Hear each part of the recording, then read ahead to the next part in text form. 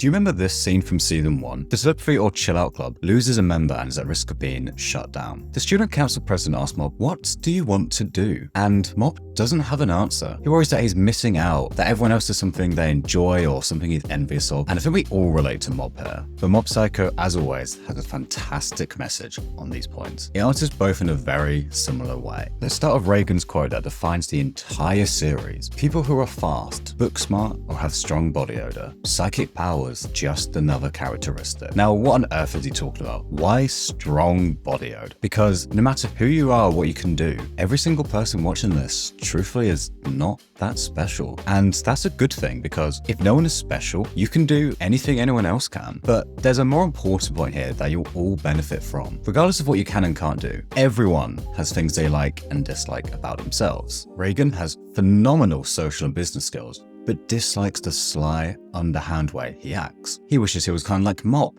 who is basically a god, but wishes he had those sort of social skills, or talented like Ritsu, who, despite being talented in just about everything, was ashamed of how he acted regarding the whole recorder situation and felt it was all meaningless because he didn't have the same powers as Mob. Now, improving your ability at something will definitely have a positive effect on your self-image and confidence. That's a point I'll come back to because Mob actually gets this spot on. But first, let's look at Ritsu because he fully obtains psychic powers. Strong ones at that. But what happens when he finally obtains the thing that could shoot him for so much of season 1?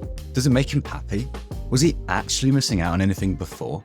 No, not one bit. He realizes at the end of season 3 that the only thing he wanted powers for was to be able to look after Mob. This leads me on to the main point of the video. I'm not saying don't work on yourself. I said it's a brilliant thing to do.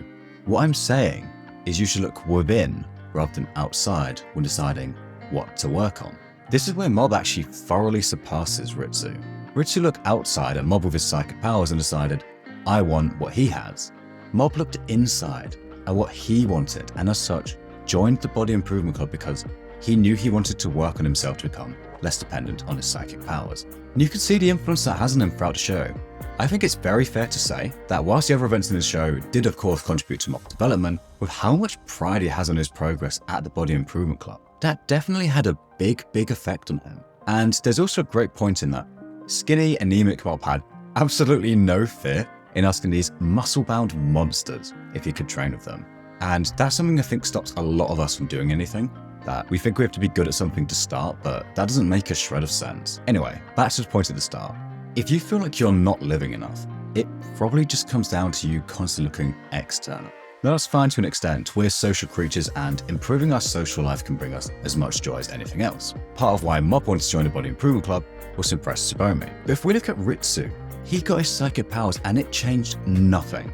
We get into this trap of feeling like something's always missing because we constantly look at others and what they have. And even if we obtain it, it changes nothing for us. Dimple becoming a god, Ritsu gaining psychic powers, life was identical for them after they obtained a thing that they kept telling themselves they had to wait before they could get happy. In fact, you can't even really say it was identical. They were left with this real feeling of emptiness, which again, I'm sure we've all experienced when we finally get that thing we want and we just feel empty. But suppose they looked internally instead of externally.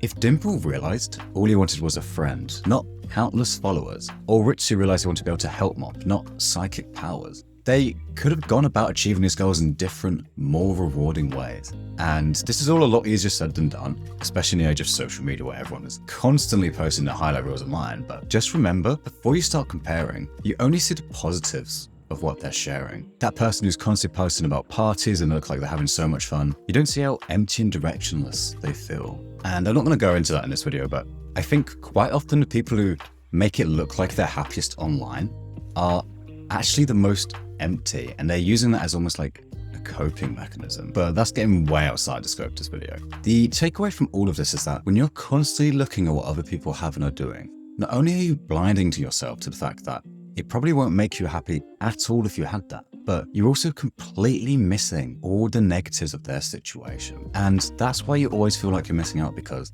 you do see the negatives of your own situation. They'll always be there. It's just a case of accepting. And that is one of the many things we learn from Mob. Cheers for watching. This channel now has both a Discord and a Patreon. Feel free to check either of those out. Other than that, cheers for watching, and I'll see you next week.